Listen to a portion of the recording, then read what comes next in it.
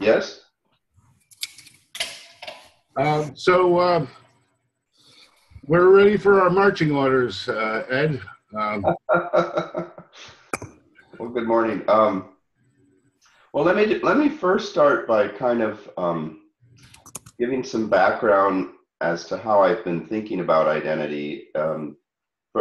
First of all, I'm still learning.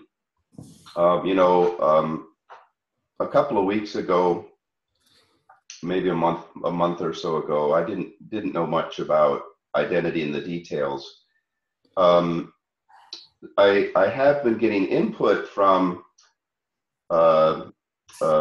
Drummond Reed and Sovereign a bit, and also from Eric Anderson of Bloomberg has shared some of the open source kind of work that he's done around the, I think it's X9 community. And kind of been triangulating those. And then I went to Consensus 2017 conference, as well as Token Summit last week in New York. So I've read, the Sovereign I forget it's called, it's Sovereign Identity Framework and Sovereign Glossary, and studied those, every word, and read it twice. And I reverse engineered a UML class diagram out of that to help me understand, because that's just one of the ways I use to learn at this kind of precision.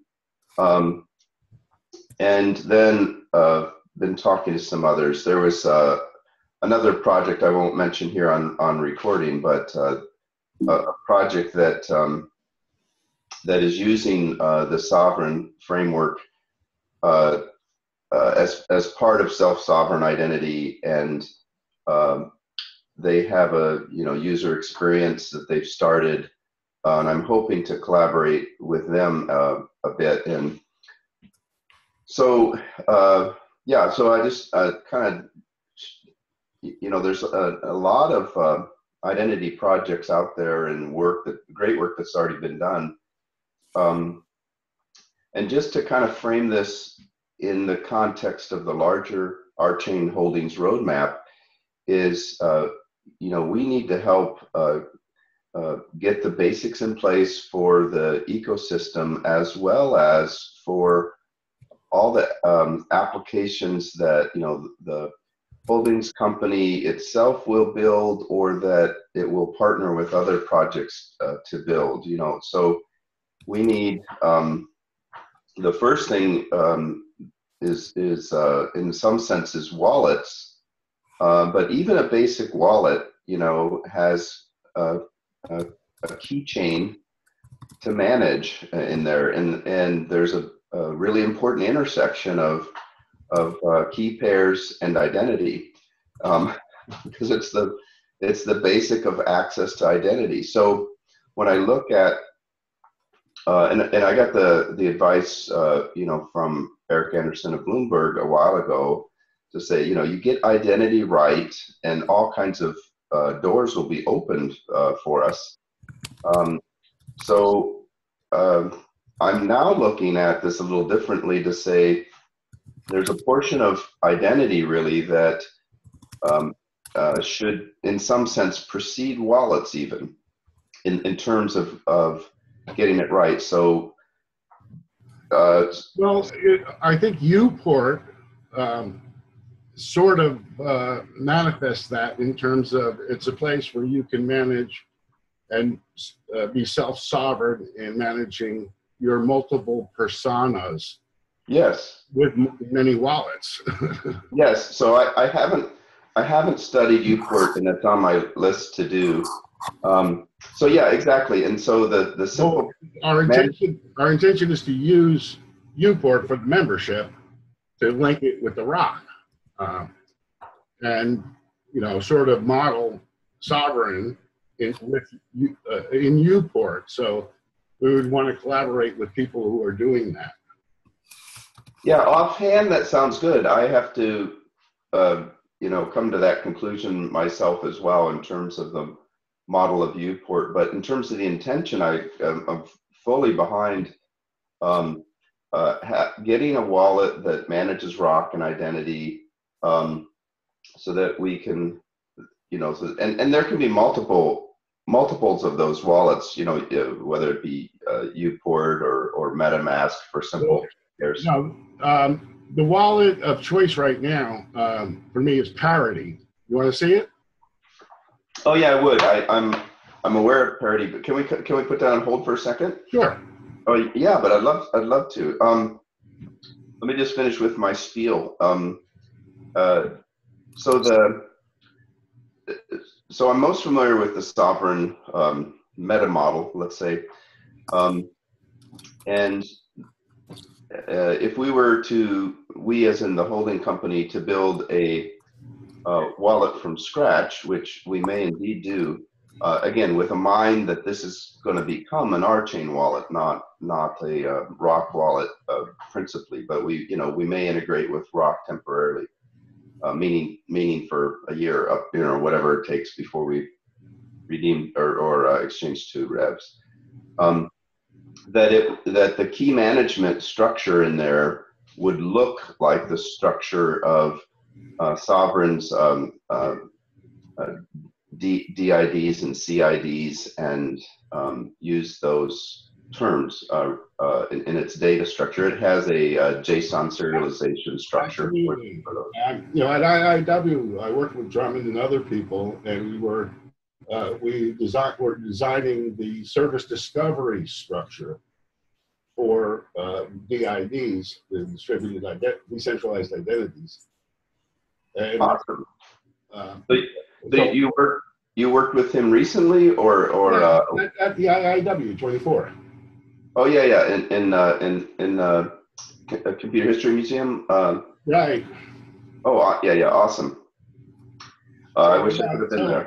I'm thinking of how this goes in our chain all along as we're doing this. Yeah. And it also, I'm also working with WebID, because the WebID maps into the network database of our chain very naturally, and the semantic web models are a resource for ontologies. Yeah. So is this related to schema.org? Yeah. Okay, cool.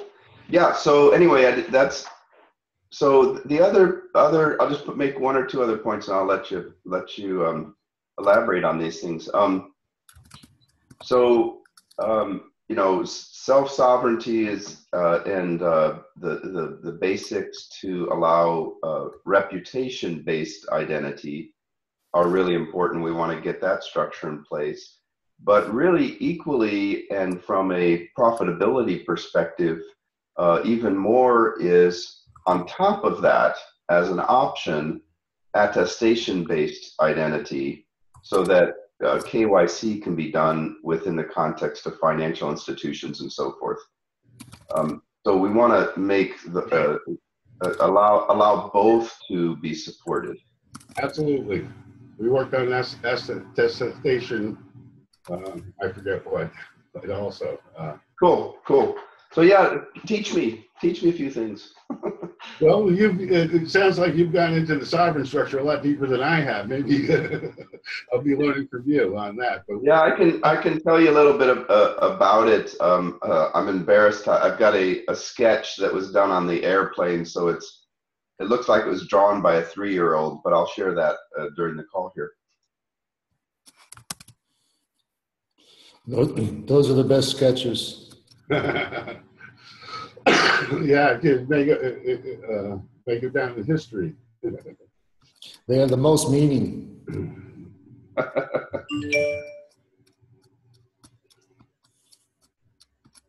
So, are you? Yeah, my speech is done for now, and I'll find this diagram and be prepared to show it in a few minutes.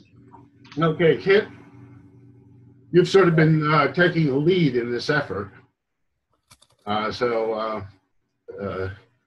tell us what to do.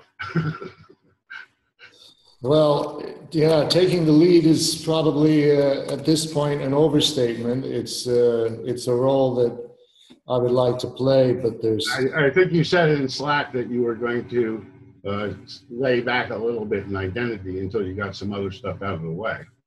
Yeah, yeah. I mean, I'm mostly focused on and worried about onboarding new members. So that's my main task right now. But the identity project is a personal interest, which I see as super important. It's kind of a holy grail. And a few years ago, I was fairly,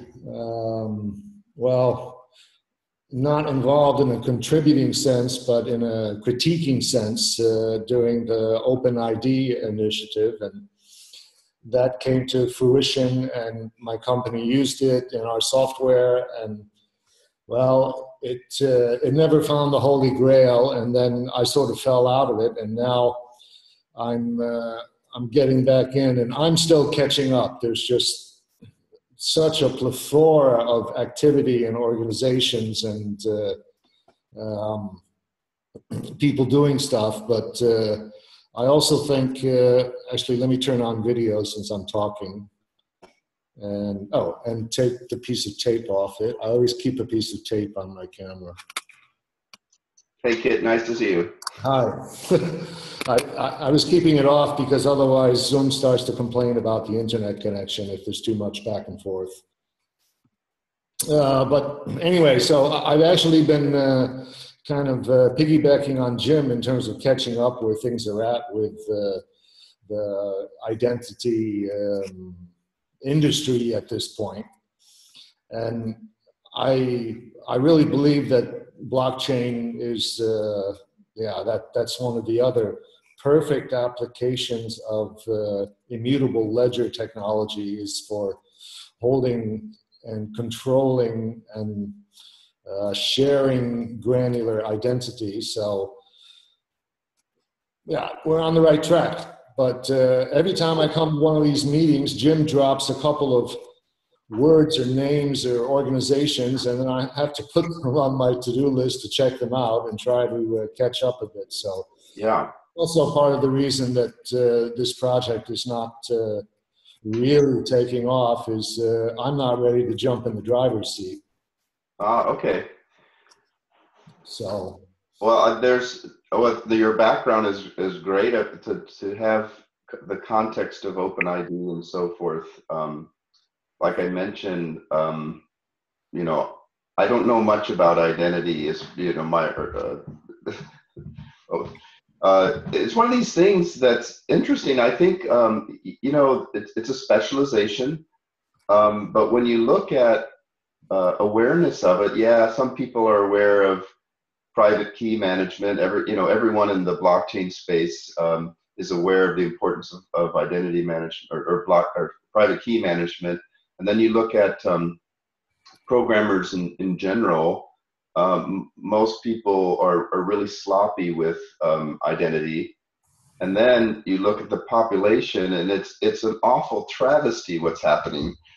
I log in with my Google credentials, log in with my Facebook credentials, trust this certificate authority for everything. It's just awful. Yeah. And, but on the positive side, all the problems have been solved. Exactly. They're 20 years ago. Well, OpenID has made it. It's out there. It's done. Okay. OAuth 2, we've got that. IIW has been successful. Okay. What this year was supposed to be about was UMA, user managed authorization, which we haven't gotten anywhere with, and the vendor relationship management, which is an application of UMA. So we have that missing piece, which is why this group has been focused on standing up an UMA server, Glue server with UMA support, because that's the missing link. And people who are doing it in quiet. We haven't found partners in UMA yet, and maybe we haven't done a good job, but that's we're taking steps to partner with all of these organizations of all the pieces we're using, and creating now sociocratic links, circles with links between organizations to foster a collective intelligence. That's great. The other big initiative, which is coming to every major organization like a freight train, is Gdpr, which is the UK's or European Union's privacy regulations, where customers need to consent to how their data is used. Organizations need to track it, and they need the right to be forgotten.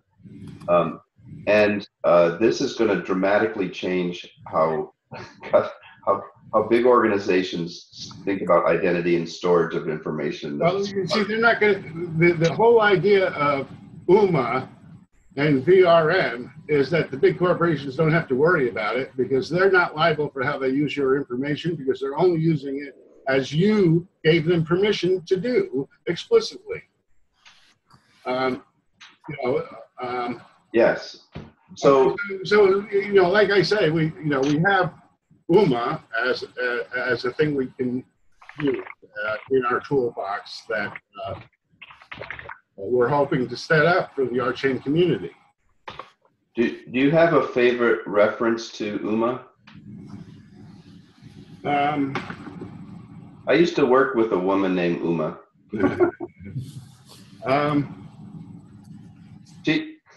She used to call me Ed Eykholt. Uma. User managed access. User managed authorizations. Authorization. UMA. Okay. Yeah, I'm sure. Is it user managed access? No, user managed authorization.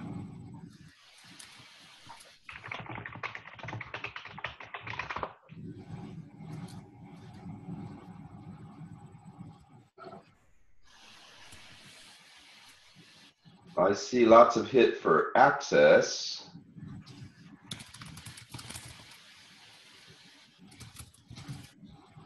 Try IAW. I see some things. User managed.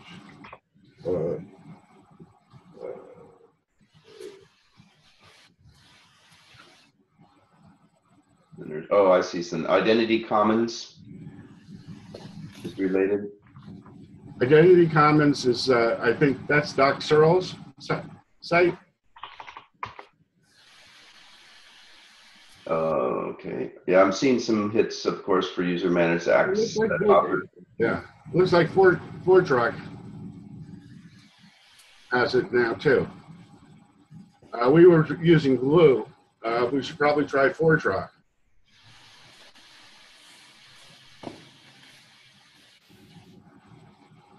I mean, Glue is mostly a bunch of open source tools that have been put together in a package that you can just install and run.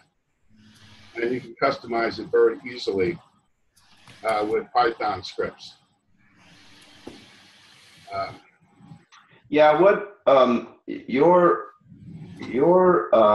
think your objectives are to find things that work and put them together to solve the problem. For example, for a co-op membership and governance. Right. And that's awesome. My goal is to find the right standards or leading models on which I can build new products. So just so you're aware that we have slightly different objectives. Well, I think the combination of Sovereign, Uport, yeah, the IIW standards, the UMA. Okay, those are the building blocks, and then you can consider the BRM product that could, make the holdings companies millions of dollars. Right.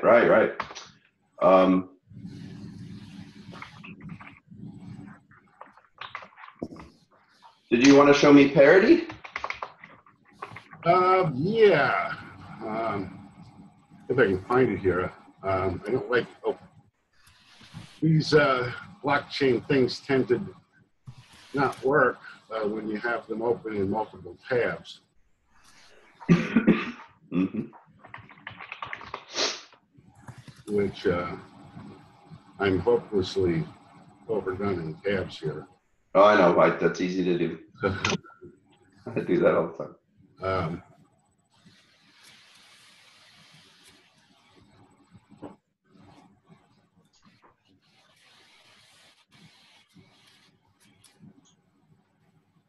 Okay.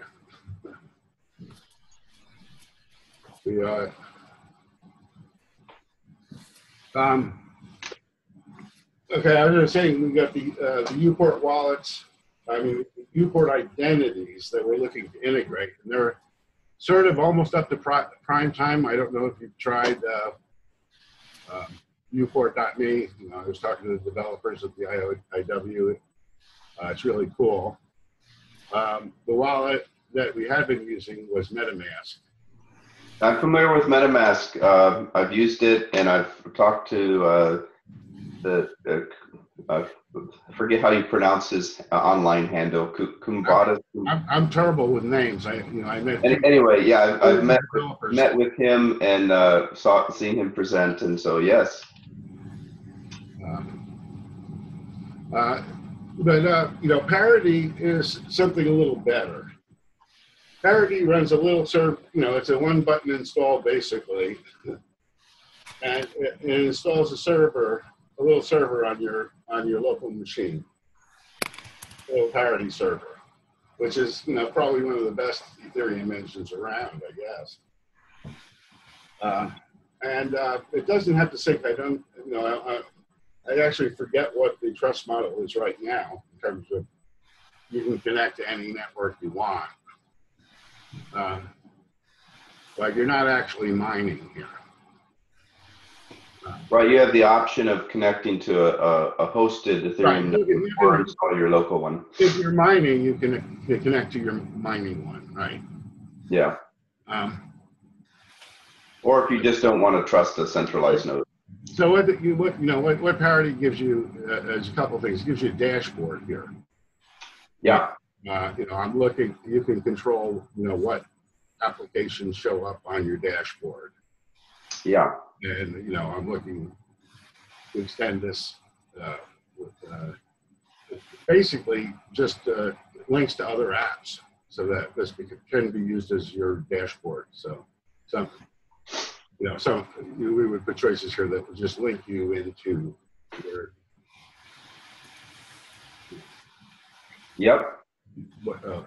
your GitHub or whatever. So you have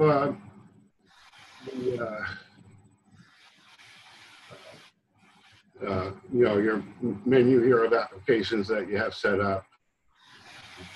So it's very convenient here to go from this. Okay. Yeah. I will. I'll install this and run it because I've been meaning to do that. But it gives you an address book. You have an application menu. Okay, you have the contracts you've run, and actually, I haven't run any contracts. Okay. In Parity yet. And you get the status of your server if you're interested in that. That's not on by default. Okay. Yeah, that. And you have the signer where you can sign stuff, whatever. And when you're in another application, like you're buying some rock. Yeah. Okay. The Parity does the Web3 intercept.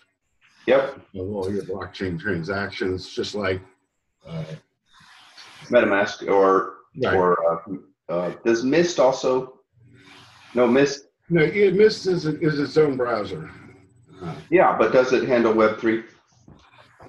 It does. Yeah, it has to. Right. Yeah, it's a server, right?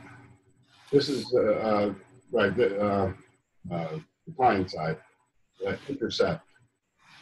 Right, is what, Yep. and it could be Mist on the back, whatever. So you're in Parity looking at Ether Delta right now? No. No. There can be some confusion there in that you can run web pages inside of Parity, Right. Parity browser. Yeah, or Mist. But here I'm just running it, and Parity automatically intercepts the calls. So let's say I want to buy some rocks. What's a good price to buy rocks today? We'll just any price. They're priceless. I mean. Yeah, I'll tell you. Let's see. The current buy is at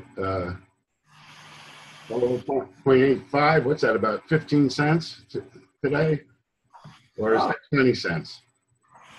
I don't know. I think it's.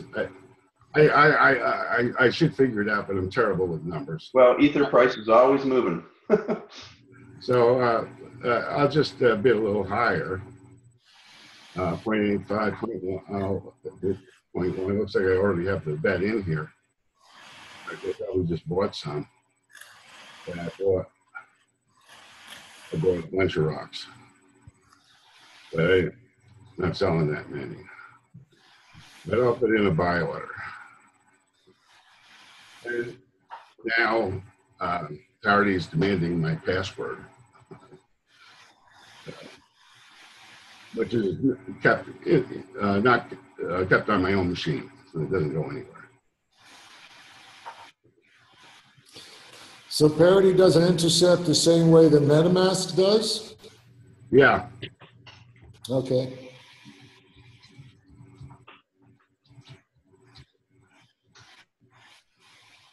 So this. So I confirm request.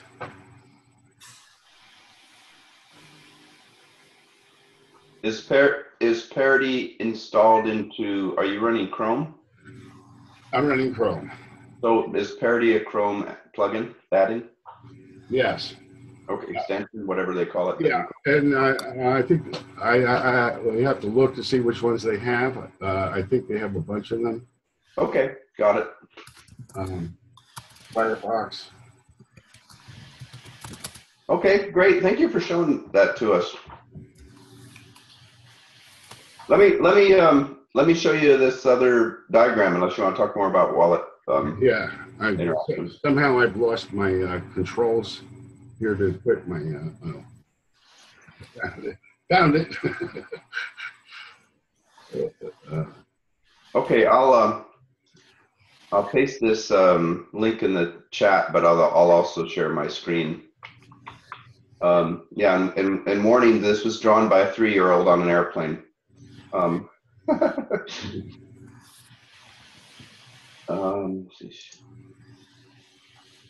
going to actually, give me a second. I'm going to change my screen resolution because otherwise I have a wide monitor that kind of distorts stuff when you're presenting like this. So hold on one second.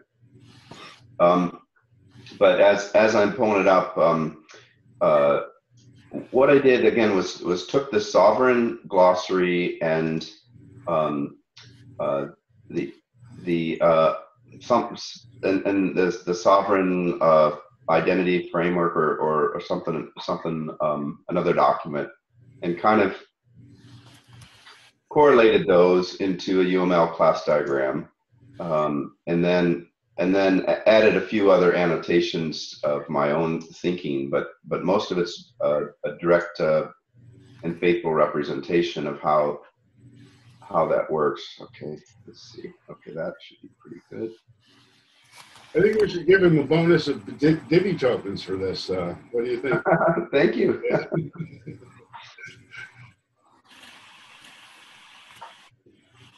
All right, let's see.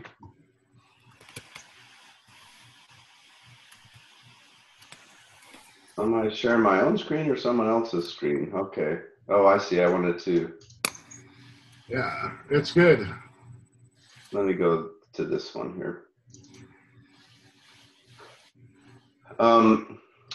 So yeah, on the bottom right are the key management related things, and or highlighted in this blue aqua color. So central to sovereign is this sovereign identity where my cursor is, and then the sovereign identity has a essentially a collection of identifiers.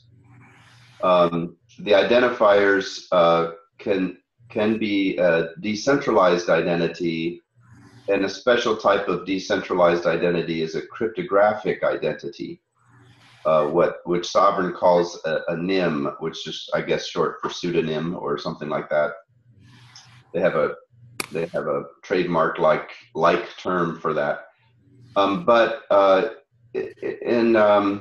So they distinguish these because in some cases you need to, let's say you have a refugee situation and you need to give out IDs without the private keys, so that you, or you have some other situation like that, that you can then later add cryptographic IDs to that identifier. And the CIDs are basically a collection of key pairs. So all of this in blue essentially is the private wallet, or at least the private key part of it is the wallet functionality. And I think they have a standard called DDO of how that's all serialized.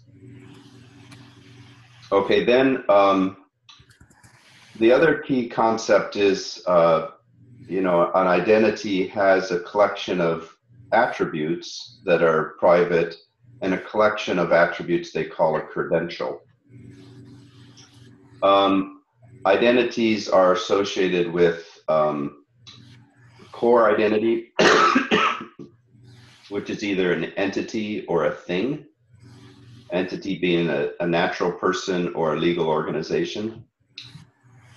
And then there's sets of transactions around identity. Well, let me come back to that in a second. So they also have the notion of identity facets, which in the special K in agent services model, we call these aliases. But facets, and then connections between facets or people's, another name used here is persona sometimes. But so this then becomes what they call a relationship graph, or what I would call a social graph. And so that's a big part of the social network, obviously, but it's also the basis of encrypted messages between identities. Doesn't that consist of attributions, or we didn't get there yet? Well, the attributions are up here where my cursor is now. That's the main network in my mind that we're making, is all the attributions, the webs of trust. Yeah, so I may be missing some understanding about how that web of trust works, but it's let me just continue on reading. Presentation. Sorry. No, that's okay. This is some new area to me, and I'm just trying to. I tried to just reverse engineer what was said in those documents.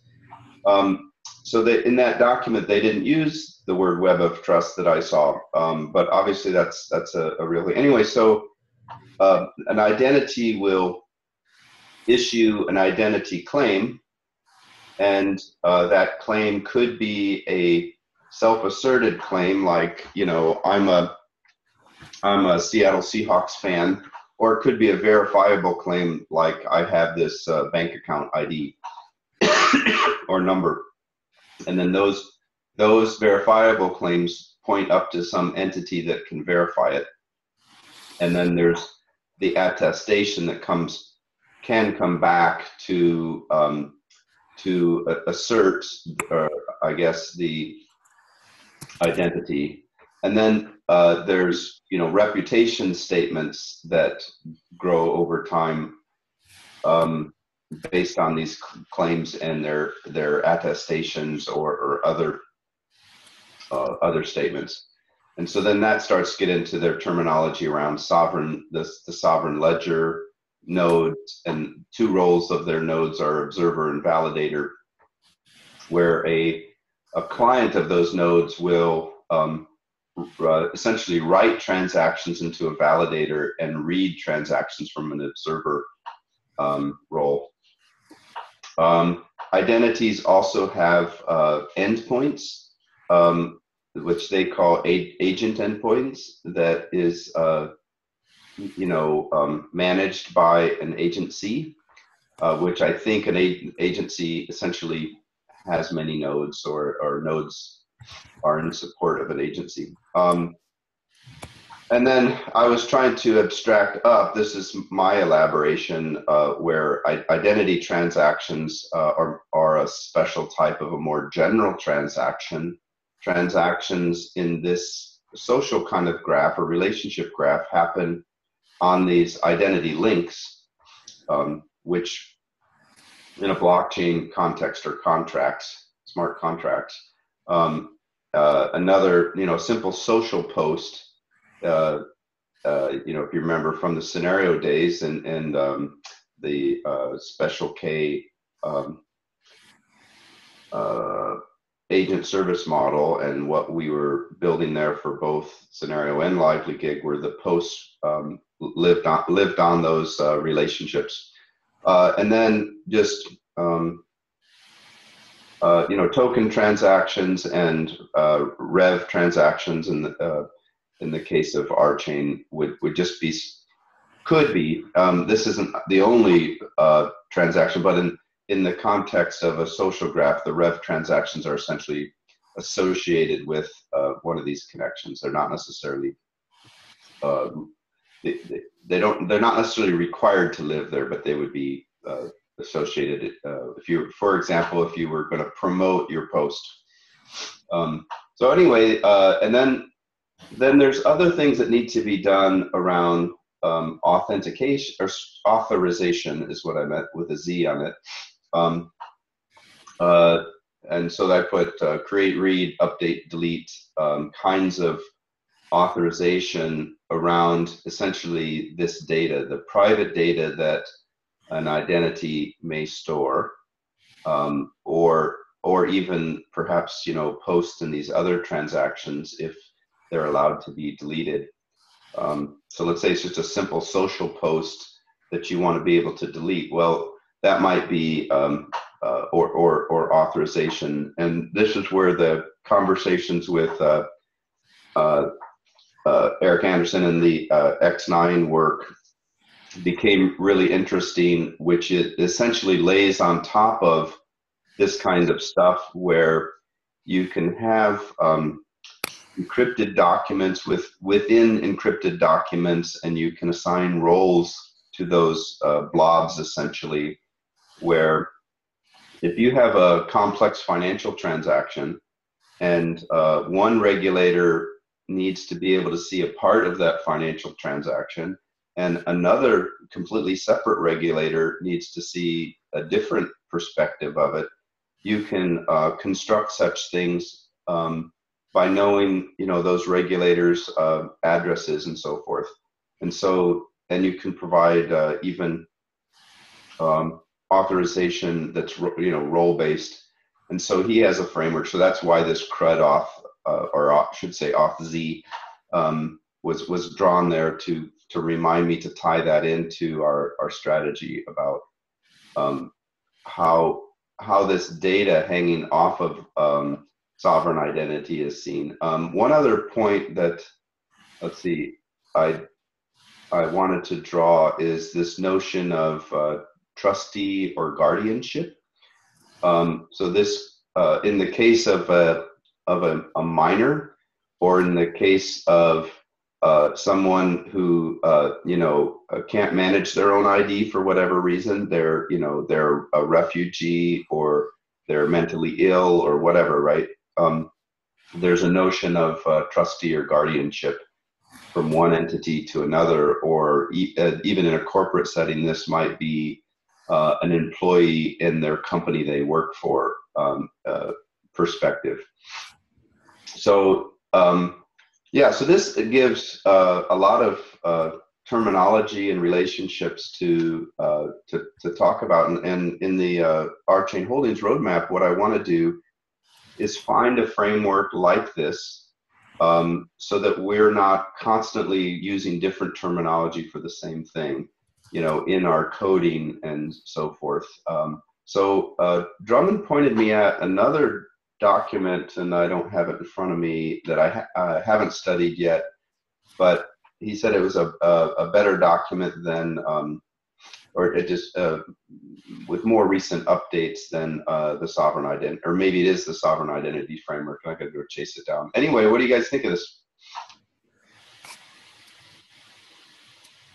It's awesome. I mean, and from the point of view of the holding company, you sort of need to look at that whole picture and all the pieces. In terms of, and like you said, the web of trust isn't in there, although the web of trust has been instrumental in developing the concepts behind Right. sovereign. And it may be stealth.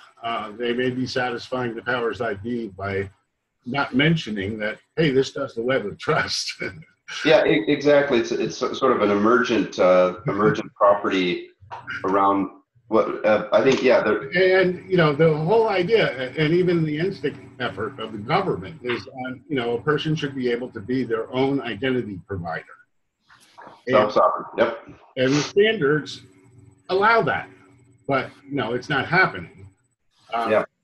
But I think that's the view we have to take. In other words, if we have a relationship, in our identity provider, we create an attribution, and that's a person that has no private key, maybe, but you build up a reputation of this person independent of whether they have a thing, and then you may assign a trustee or somebody to take care of this person.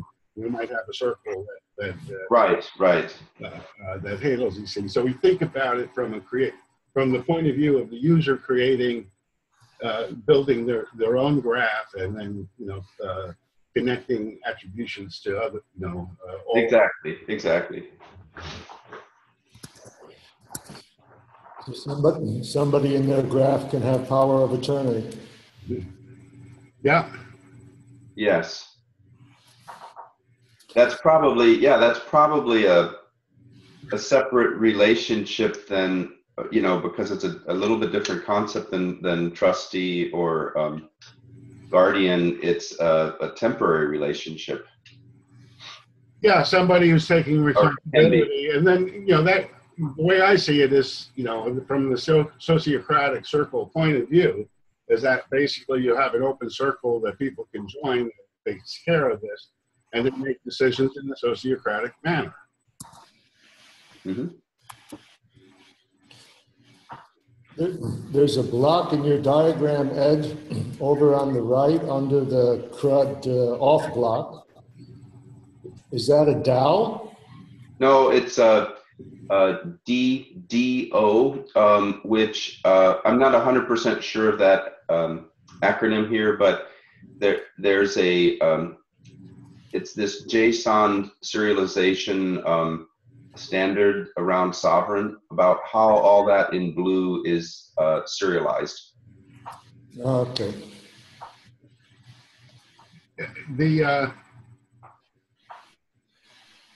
I can't remember either, but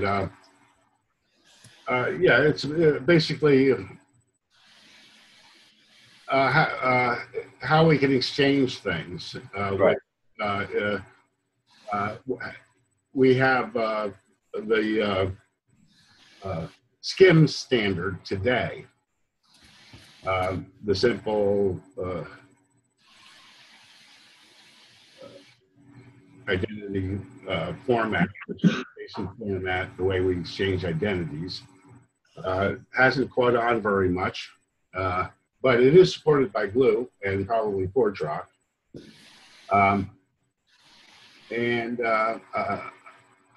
So the nice thing about standards is there's so many of them.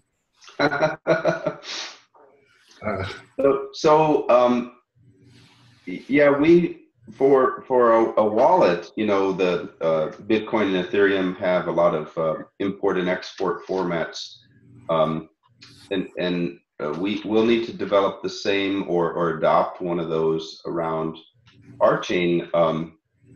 But I believe that needs to fit into this larger context of identity, where unless it's just plain obvious how that model looks, we'd want to be able to, import an identity structure into a wallet and vice versa. Now, there may be other things that are not quite in the sovereign model that, for example, a deterministic seed for an HD wallet, and so forth. And right. These are all naturally extensible standards. We can put anything we want in them. It's just that if we use the same thing for the same thing most of the time, we're going to interoperate better. Right. What you mentioned a minute ago, a particular standard, and I didn't understand or recognize that. What was it? SCIM, SCIM. Oh, okay. I've heard of it, but don't know much about it. Yeah, it's just a JSON format for exchanging identity information. And it's supported by some implementations. Essentially, we're going to be exchanging links, or attributions.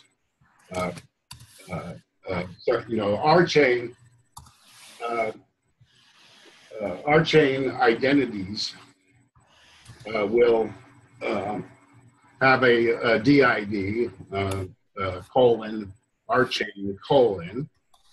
Okay, and then right now the plan is that we make a hash of all the information they applied to the co-op, and we use that as a permanent identifier of the person who provably registered at our chain. Yeah, I'm tracking. Sounds pretty good. And the spreadsheets already have that. If you go to the second sheet, you'll see that the identity string and the hash are already there. It's just that we have to at some point say, okay, we're going to freeze these now. Got it. Because people can change. We're still changing it. What the information is. No, since nobody is actually registered, we don't have the final information for any registration. Got it, but we could send a test list through it and so forth. Right. Or the pre-registration or yeah, the pre-registration form. That's what we're using. Yeah.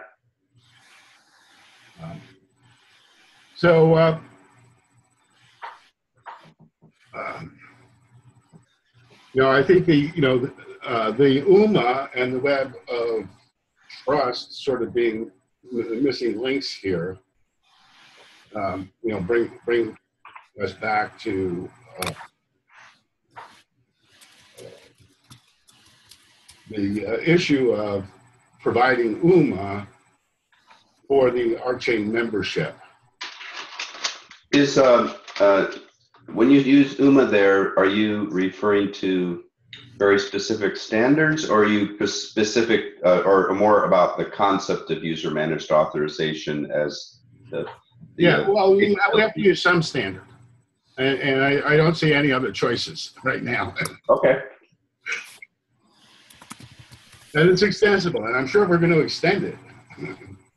Yeah. No, this has been a great call. I certainly have some things to study. You know, I'm still in the educational phase. I'm hoping from the holdings perspective to bring on an additional person to help with the identity area. I'm talking to a guy here in the Seattle area about that. So are we okay with putting this on YouTube and the Divi channel? Yes. All right, awesome. Yeah, thanks for asking. Oh, we have 5 more minutes. I'm ending us early. Okay, yeah, I need to say good morning to my wife and so forth. But this is awesome. It's a good talking with you both, and you know, look forward to talking again next week. Well, it's great that you could join us. Thank you. 3 in the morning. Okay, I'm going to come back in here in a few minutes if you're still around. I don't know what your time is, Kit. Sure. Later.